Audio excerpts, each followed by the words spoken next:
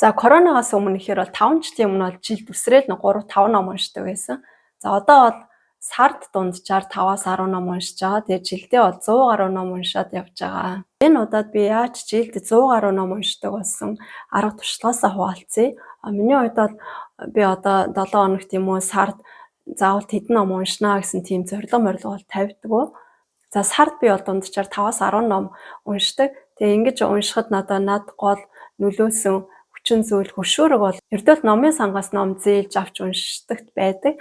Яагаад тэгэхээр одоо Солонгос номын сангаас ном зээлж авч уншихад 2-7 хоногийн хугацаатай дээдлэн 5 ном зээлж болдог. Тэгэхээр нэгэн л одоо тийшээ ажил олгоод очиж байгаа юм чинь нэмсэн 5 ном авчаа гэдэг. Ингээд ямар ч хамаагүй янз бүрийн тийм чиглэлийн 5 ном аваад уншаад яваад байтал аяндаа энэ нөгөө номонда бүр ороод тэгээд дээр нас ингээд 2-7 хоногийн хугацаанд нөгөө номоо дуусгах ёстой шүү гэсэн тийм буцааж аваачиж өгөх ёстой шүү гэсэн тийм нөгөө хөшөөрөг байгаад байгаа болохоор хугацаанд нь бол яаж хийж байгаад уншиж амжаад дуусдаг. Зарим тохиолдолд бүр ингээд 27 хоног байтугай одоо 7 хоногийн дотор юм уу эсвэл бараг нэг өдрийн дотор бүгдийг нь уншиж дуусаад буцаагаад аваачиж өгөөд дахиад дараагийн ээлжинд ингээд 5 ном зээлээд уншаад явдаг. Энэ удаад номын сангаас зээлж авсан номнууд бол ийм одоо 3 нь хими гэхээр одоо нөгөө айхтар нөгөө хүн томьёо онол биш.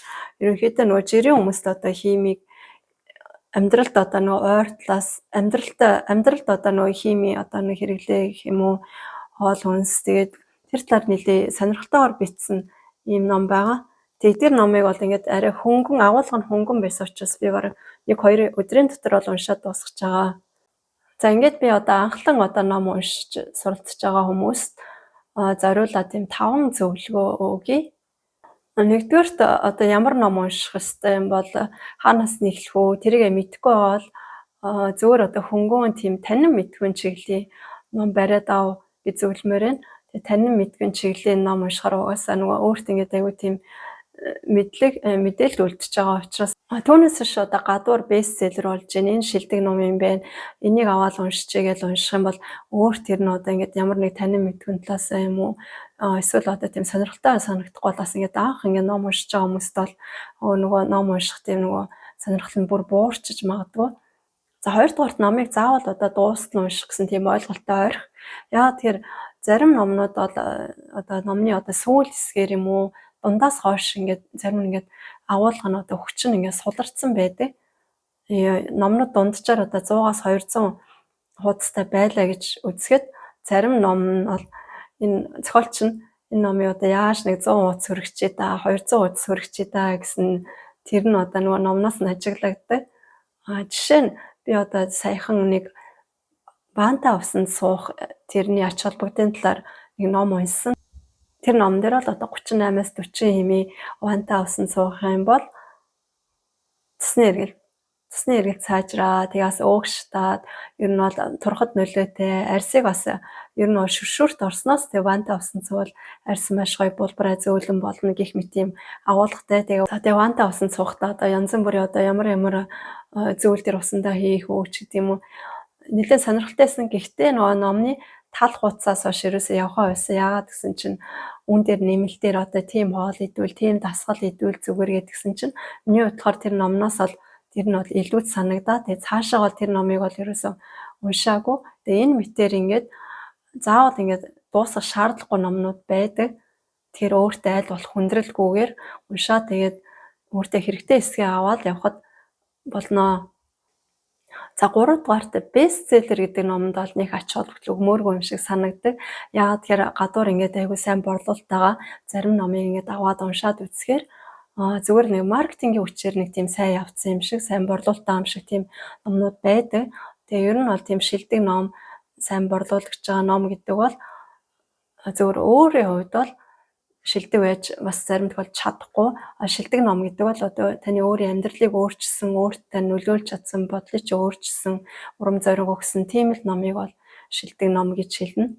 Дөрөвдүгээрт номыг уншихдаа бол ингээд сэдвээс ингээд салаалаад явбал илүү сонирхолтой бас өөр өгөөжтэй байдаг. Жишээ нь одоо талах нарийн бов яаж хийх тухай ном авч уншлаа гэхэд дараагийн удаад нь дэлхийн одоо улс орнуудын одоо талах нарийн бовны талаар ном авч уншаад дэлхийн улс орнуудад ямар тийм талах нарийн бов байдгийг тэрний дараагаар одоо талах нарийн бовны гол орц болох гурилны одоо үүсэл, түүх, эрүүл мэндэд үзүүлэх нөлөө, онцлог гэх мэт энэ чиглэлийн ном уншаад явбал одоо таны мэдлийн хүрээ маш ингээд өргөн цар хүрээнд хилээд тэгээ илүү ингээд цаашаа ингээд номыг унших тийм сонирхол чинь төрөөд явдаг. Дөрөвдүгээрт номыг бол нүдэнд татах газар байнга байлгах хэрэгтэй. Шүдээ угааж явахд ч одоо ганц хуудсыг уншаад дамжина. Дээр нь одоо машинд зам дээр төгжрээд явж байхад таач бас нэг хэдэн хуудас уншаад дамжина. За гадуур хүнтэй уулзах гээд ингээд кофе шопт ч юм уу төрүүлээд ирээ суудсан хүлээж явах таач бас хэдэн хуудсыг уншаад дамжина. За миний хувьд бол зам дээр одоо гэрлэн тохион дээр ингээд хүлээж явахдаа машинд бол нэг 20-30 хуудас бол уншаад дамждаг. Гэх мэтээр одоо ингээд зай завсраараа номыг уншаад байх юм бол ном унших цаг зав бол хангалттай гардыг байна гэдгийг бол мэдрэх болно. 5 жилийн өмнө бол одоо бараг ном уншдаггүй байсан хүн би одоо ингээд жилд орой 100 гаруй ном уншиж байна. Тэгэхээр би чадчих байгаа бол бас та бүхэн ч бас чадна.